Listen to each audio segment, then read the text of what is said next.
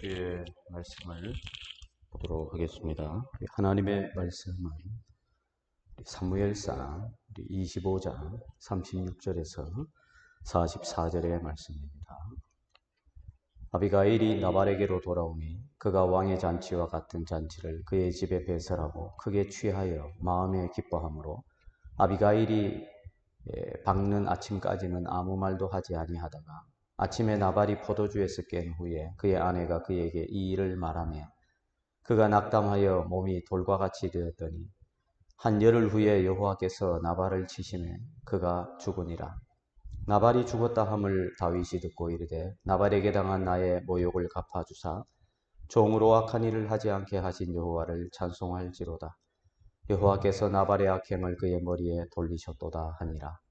다윗이 아비가일을 자기 아내로 삼으려고 사람을 보내어 그에게 말하게 하며 다윗의 전령들이 갈멜에 가서 아비가일에게 이르러 그에게 말하여 이르되 다윗이 당신을 아내로 삼고자 하여 우리를 당신께 보내더이다 하니 아비가일이 일어나 몸을 굽혀 얼굴을 땅에 대고 이르되 내 주의 여종은 내 주의 전령들의 발 씻길 종이니이다 하고 아비가일이 급히 일어나서 나귀를 타고 그를 뒤따르는 처녀 5과 함께 다윗의 전령들을 따라가서 다윗의 아내가 되니라.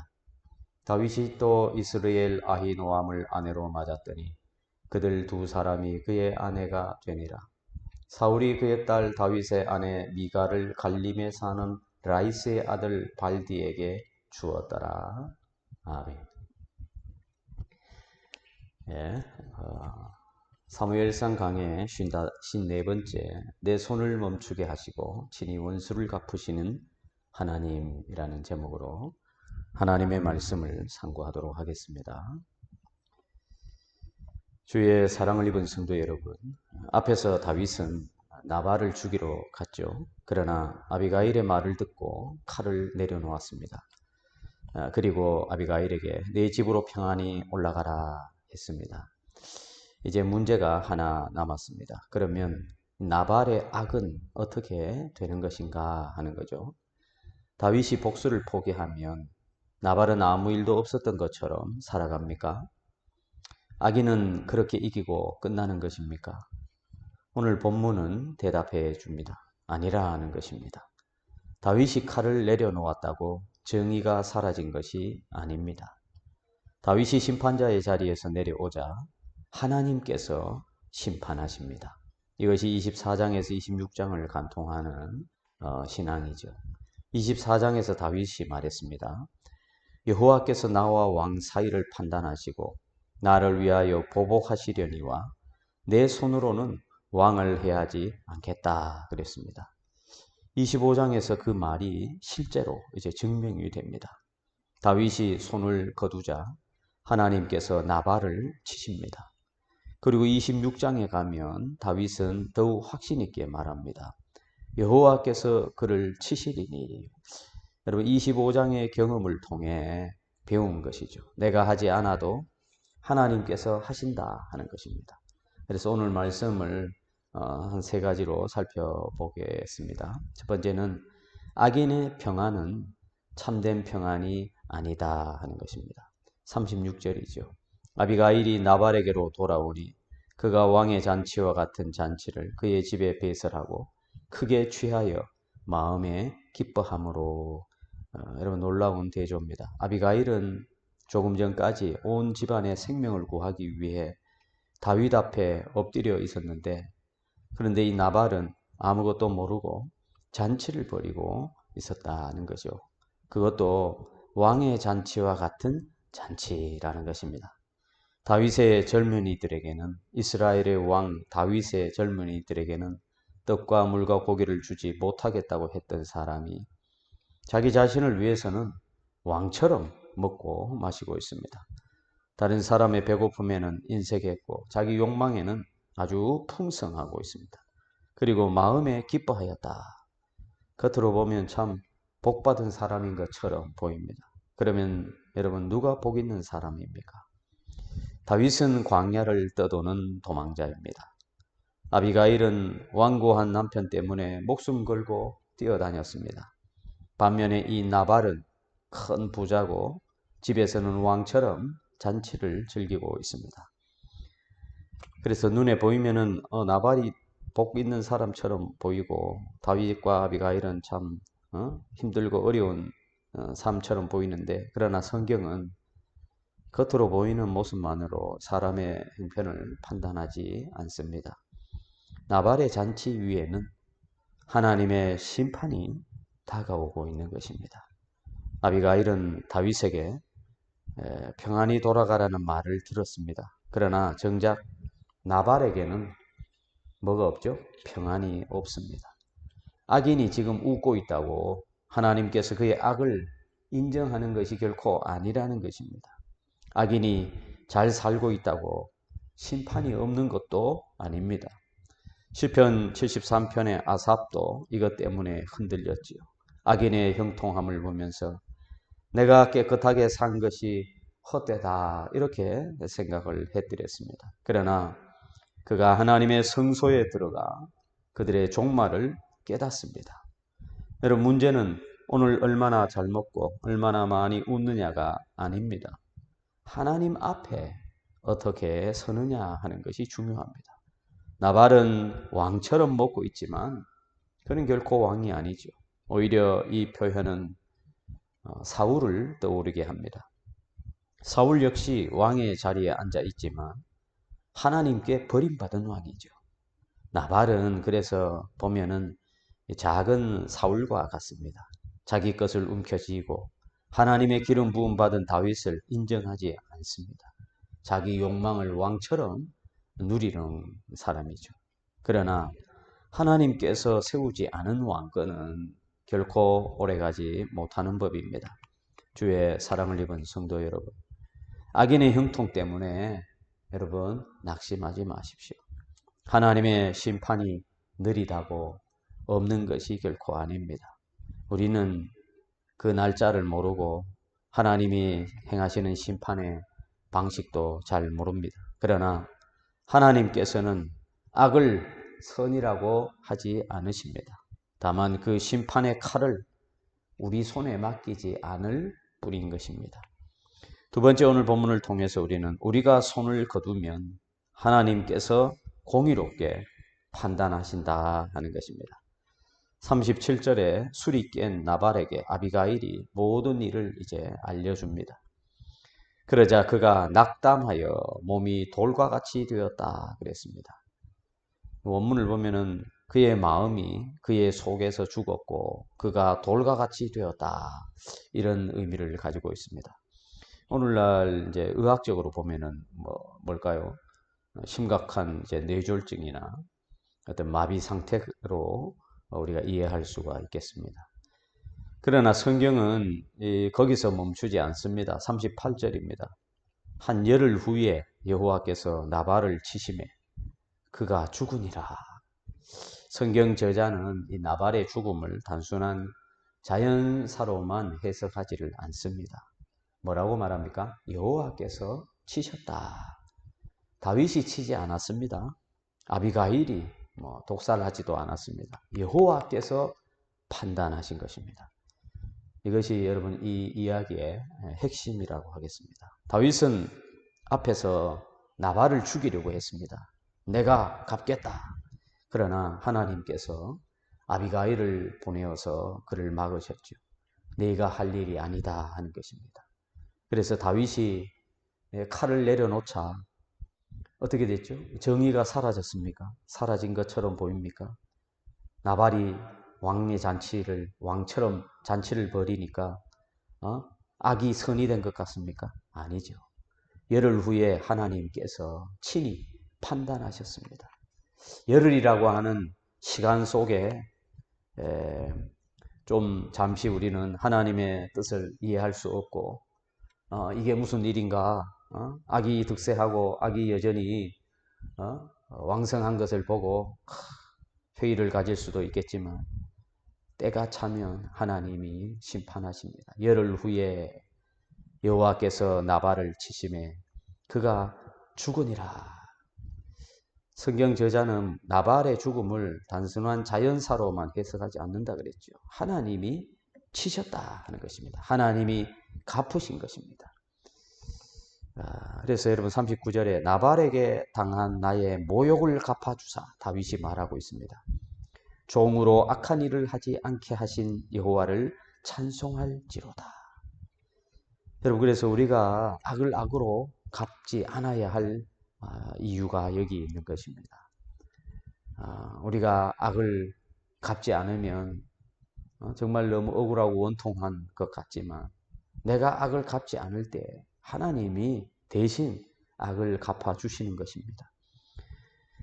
여기에서 우리 두 가지 은혜가 있습니다. 첫 번째, 하나님께서 나발의 악을 판단하셨다 하는 것입니다. 그리고 또 하나는 하나님께서 다윗도 악을 행하지 않도록 막으셨다 하는 것입니다.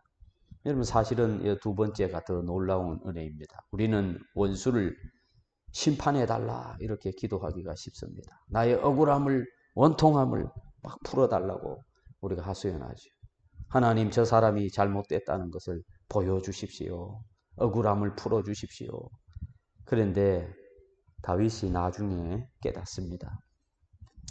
나발만 위험한 사람이 아니었구나. 나도 자칫하면 참 위험한 사람이었구나. 나발의 악보다 더 무서운 것은 나발 때문에 다윗 자신이 악인이 되는 것이었습니다. 그래서 39절에서 하나님을 두 가지 이유로 다윗이 찬송하는 것입니다.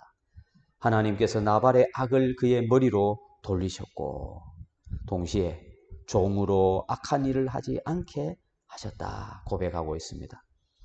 여러분 우리도 이렇게 기도해야 합니다. 주님, 저 사람의 악에서 나를 지켜주십시오 뿐만 아니라 저 사람 때문에 나도 악해지지 않게 해 주십시오. 나를 미워하는 사람 때문에 나도 미워하는 자가 되지 않게 해 주옵소서.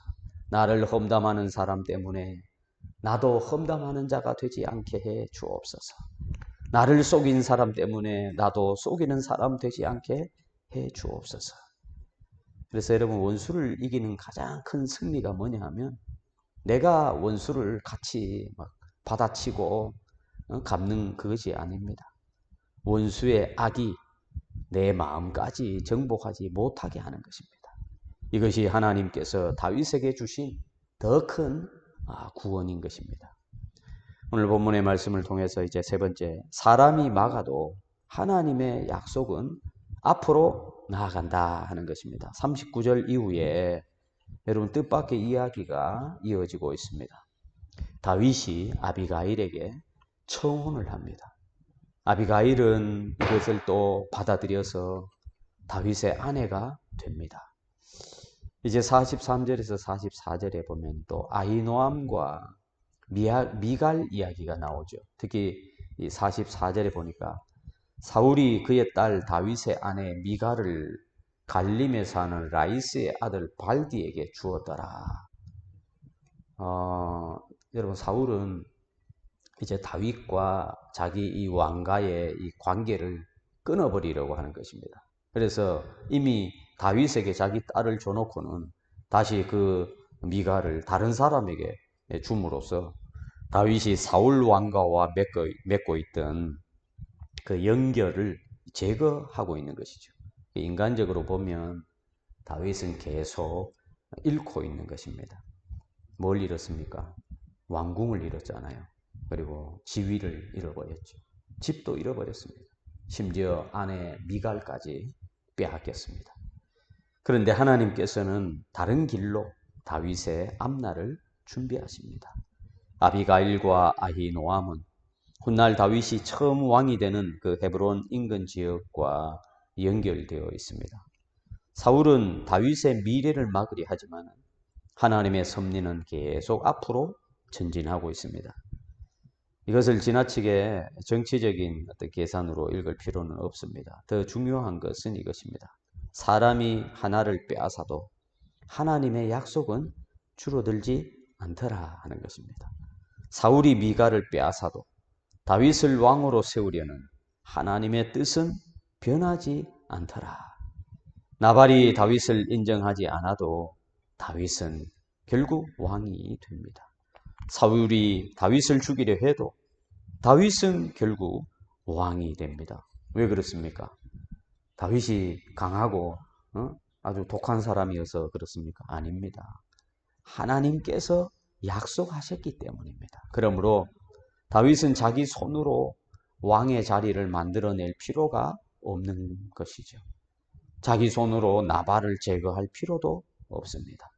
자기 손으로 사울을 죽일 필요도 없습니다. 왜냐하면 하나님께서 약속하신 것이고 하나님께서 때가 되면 그를 왕으로 세우실 것이기 때문입니다. 여러분, 이것이 구속 역사의 아주 중요한 원리입니다. 하나님의 약속은 사람의 칼로 이루어지지 않습니다. 하나님의 섭리와 그 신실하심으로 이루어지는 법입니다.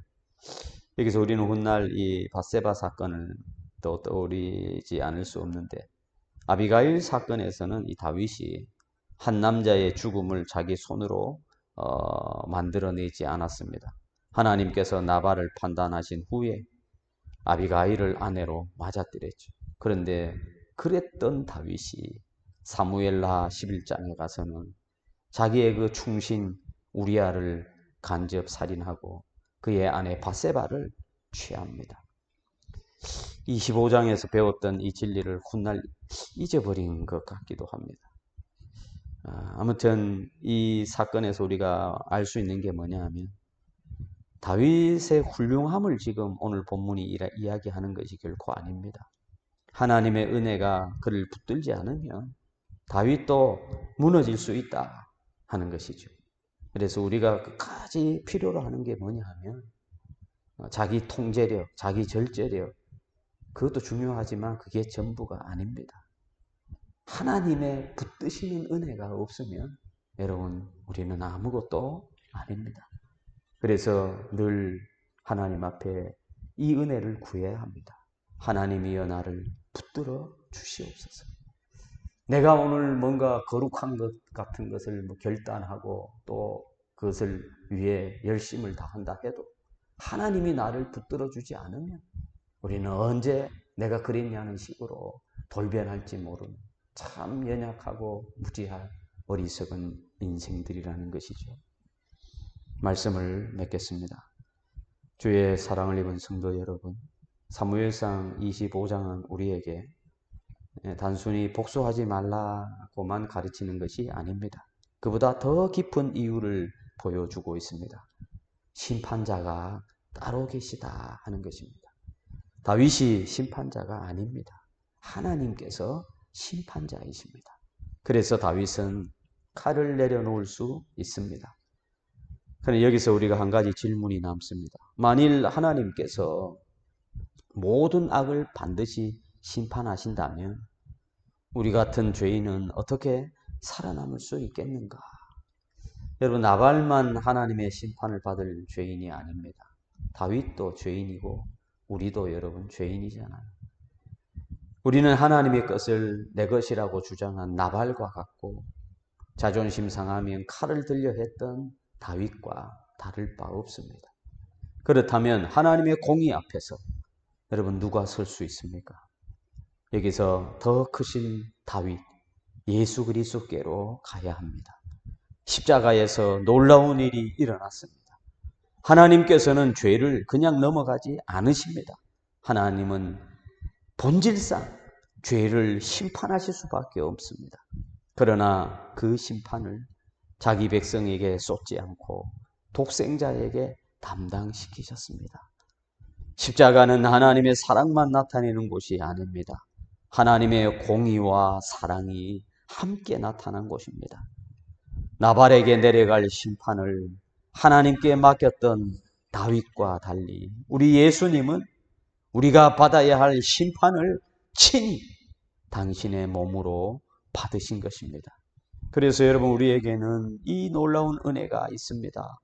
그리고 부활하신 그리스도는 이제 참된 왕으로 우리를 다스리십니다. 그리고 마지막 날에 모든 악을 완전하게 심판하실 것입니다. 그러므로 성도들은 복수할 필요가 없습니다. 로마서 12장은 말합니다. 내 사랑하는 자들아, 너희가 친히 원수를 갚지 말고 하나님의 진노하심에 맡기라. 여러분, 어떻게 우리가 맡길 수 있습니까? 하나님께서 판단하시기 때문입니다. 십자가를 보면 내 죄에 대한 심판을 그리스도께서 담당하셨음을 우리가 알게 되고, 우리가 저 마지막 날을 바라보면 세상의 모든 불의를 그리스도께서 잡으실 것을, 바로 잡으실 것을 우리가 믿게 되는 것입니다. 그러므로 오늘 우리의 기도는 이러해야 할 것입니다. 주님, 내 손으로 심판자의 자리에 올라가지 않게 해 주옵소서. 악인을 미워하다가 나도 악해질까 두렵습니다. 원수를 무너뜨리는 것보다 내 마음을 죄에서 지켜주신 은혜를 더 감사하는 자가 되게 해 주옵소서. 사람이 내 앞길을 막아도 하나님의 약속을 여전히 신뢰하는 믿음을 주시옵소서. 그리고 여러분, 언젠가 다윗처럼 고백하게 되기를 바랍니다. 여호와를 찬송할지로다. 나의 송사를 맡아주셨고 무엇보다 그의 종이 악을 행하지 않도록 막아주셨도다. 우리를 악에서 지키시고 우리의 송사를 맡으시며 마침내 모든 것을 의롭게 판단하실 예수 그리스도를 신뢰하며 살아가는 우리 모두가 되시기를 바랍니다. 기도하겠습니다. 자비로우신 우리 하나님 아버지, 은혜를 감사합니다. 주님, 우리는 연약하고 무지하고 어리석은 인생들입니다. 오 하나님이여, 우리를 불쌍히 여겨 주옵소서. 우리를 긍휼히 여겨 주옵소서. 다윗의 고백이 오늘 우리의 고백이 되게 해 주시옵소서. 주님, 악한 자를 심판하시는 하나님께 모든 것을 내어 맡기게 하시고 우리로 하여금 악을 행하지 않도록 지켜주시는 하나님을 더 신뢰하고 의지하는 우리 모두가 되게 하여 주옵소서. 자비로우신 하나님 아버지, 흩어진 주의 성도들이 오는 주의 날에 다 같이 한자리에 모여서 하나님을 예배하며 하나님께 영광을 돌리며 하나님의 주 되심 왕 되심을 선포하는 자리에 우리 모두가 함께 기쁨으로 나아갈 수 있도록 한 주간도 주께서 은혜와 복으로 붙들어 주옵소서.